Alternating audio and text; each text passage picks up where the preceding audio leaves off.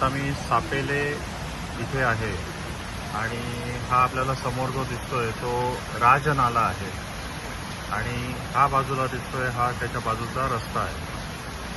आता रात्रीपासून पाऊस कोसळतोय त्याच्यामुळे नाला दुथडी भरून वाहतोय ही गोष्ट खरी आहे, पण हा नाला इथे जर का तुम्ही बघाल तर पूर्णपणे रस्त्यावरती उलटलेला आहे आणि नाला कुठला आणि रस्ता कुठला हे अजिबात त्याच्यामधनं आपल्याला फरक जाणवत नाही आहे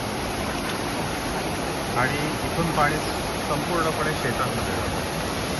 तर त्या तुम्ही बघाल ही शेतं जी आहेत पाण्याने भरलेली आहे, तळ्यातून पूर्ण त्या शेतांना आलेलं आहे।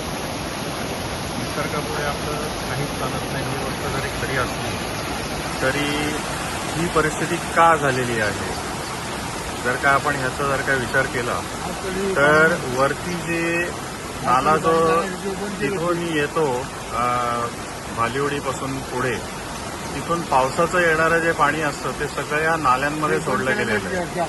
पूर्वीच्या नाल्यामध्ये तिथे जागा ठेवलेली होती, त्या नाल्याच्या खालनं पाईप काढलेले होते आणि त्या पाईपमधनं पावसाचं पाणी निघून जायचं। आता ते पाईप पूर्ण बंद केले नवीन नाल्याच्या कामासाठी आणि ते सगळं पाणी वरती टाकलेलं आहे पाण्यामध्ये आणि त्याच्यामुळे काय होतं की हे पुढे येऊन पाणी असं इथे उलटतं। हे मागच्या 2-3 वर्षापासून सुरू आहे।